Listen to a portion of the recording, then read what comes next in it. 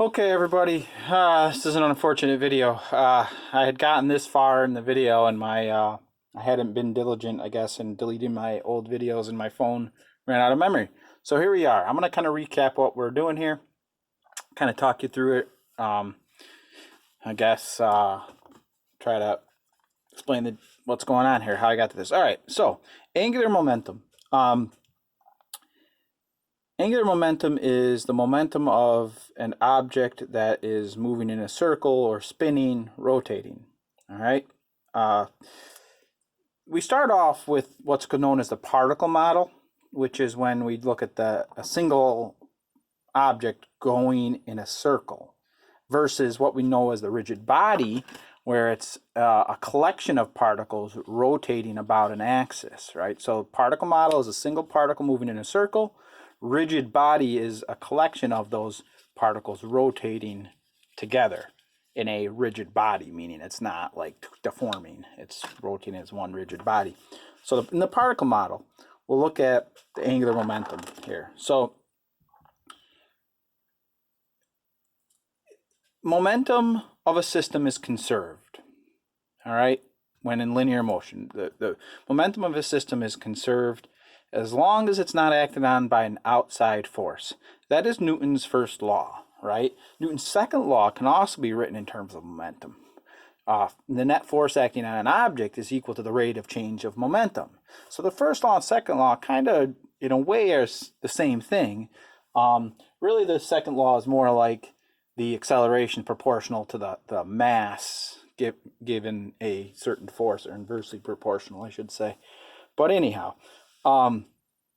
a particle here, if it's moving in a circle at a constant speed, it has a constant angular momentum. Now, angular momentum is a vector quantity. It is a vector quantity. So let's kind of tell you what it is. All right, this is the radius here. Treat this as a velocity vector. The radius vector is a vector that points towards the center of the circle. You know, its magnitude is the radius of the circle. The magnitude of the velocity vector is how fast it's moving. All right. So angular momentum is equal to the cross product of the momentum, the linear momentum, and the radius. Now, I could rewrite this as mv cross r. Now, I am saying cross. Well, what the heck does that mean? It's cross product, also known as the vector product. The other product we had, vector multiplication type thing we had, was when we did work equals F dot. We said R, but really it was like a distance. F dot X maybe, like a displacement vector. All right. And that was a dot product or scalar product. Multiplying these two vectors together gives us a scalar quantity. Multiplying these two vectors together using cross product operation gives us a vector quantity. Now, this becomes really obvious when you start doing IJK unit vector notation, how they're different. But for our purposes, we write the angular momentum as being this is a lowercase p, the product of the magnitudes of the two vectors multiplied by the sine of the angle between them, where this is the angle theta. So sine of 90 is 1. All right. So it's kind of the same. We do. Oh, my cap just went flying. That was awesome. So it was the same thing with torque. Torque was equal to F cross R. All right. You got to watch out for that cross. That's the FR sine theta. There's actually two different ways to write magnitudes of vectors. You can write the vector notation, then put the absolute value signs, or you can simply write the lowercase letter without an arrow over it. All right, and usually we write it as MVR sine theta, and very often sine theta is simply 1. So it ends up being just mass times velocity times the radius. And that'll give you the magnitude of the angular momentum. But I said it was a vector quantity. So in which direction does the vector point in? Well, we use this thing called the right-hand rule. whatever the direction of motion of the particle is in a circle, you use your right hand, put your fingers in the direction of the circle. Whatever direction your thumb points in is the direction of the angular momentum. So in this case, the angular momentum is out of the page. Out of the page. Let me draw another drawing of that so you can see. If I draw the particle moving in a circle, let's say it's right here, and it's moving that way, its velocity is that way, so it's going around that way. Its angular momentum is actually about the rotational axis. That is the angular momentum vector. It's kind of cool. R vector points in towards the center. Angular momentum points up. Now, why does this matter? Well, it's a way to keep track of things. If you are trying to find the net momentum of a system where one particle is going that way, and then you got another particle in the same plane moving maybe the opposite direction, right?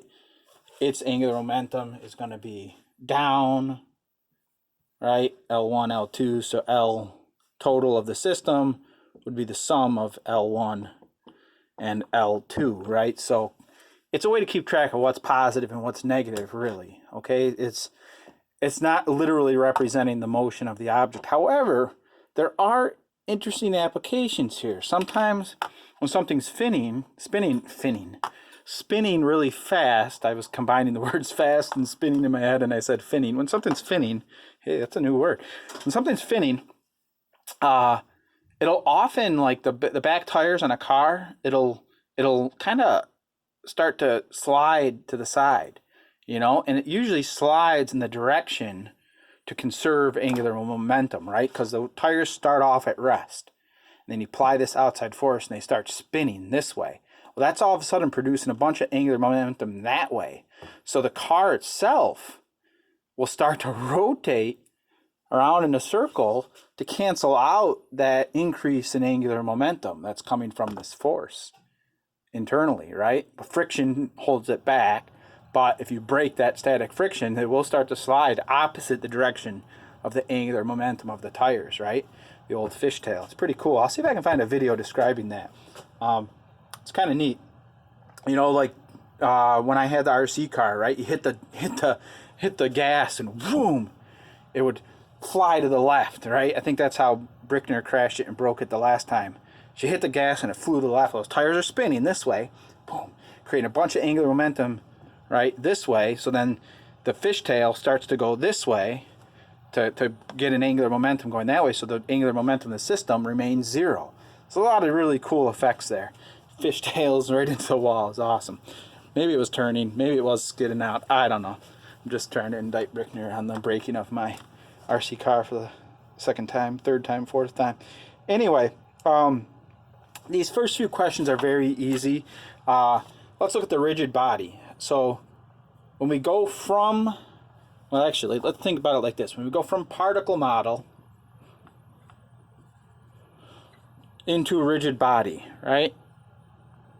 Now, I don't know if I showed it in this video or not, or it was the previous video, I lose track. Rigid body is when it's all the particles rotating together, all right? So if I have just one particle moving in a circle, right, its momentum is mvr, all right?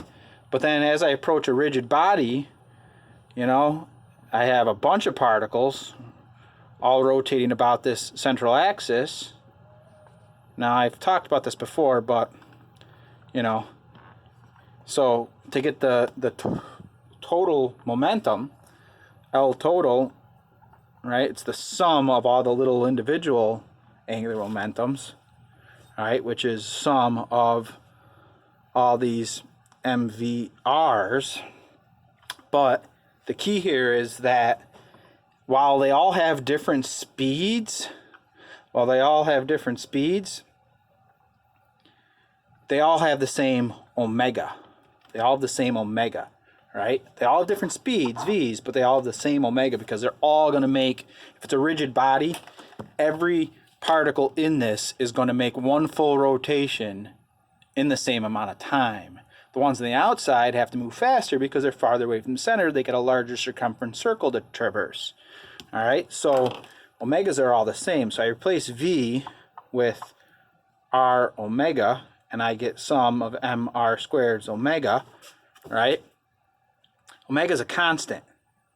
Omega is a constant, so there's no summation there. So I end up back at that similar solution, right? Where when I go over to the rigid body, L total ends up being the sum of all the mr squareds of every mass at the product of every little bit of mass times every little bit of radius, every different radius squared, right, times omega. Well, what is that? That's the moment of inertia, I omega. We don't write it as lowercase l when we're talking rigid body. When we're talking rigid body, you write it a capital L, because it's kind of like the same reason why we call it capital M and capital R.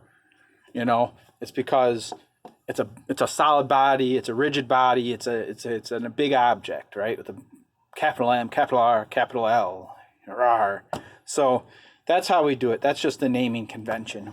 L equals I omega. So when you're dealing with just a single particle moving in a circle, the magnitude of the angular momentum is mvr sine theta, where theta is the angle between, well, in this case, the velocity and r. When you're dealing with a collection of particles rotating in a circle, we don't want to have to find all of these individually. We use the moment of inertia for the total rotational mass. So rotational momentum is rotational mass times rotational velocity.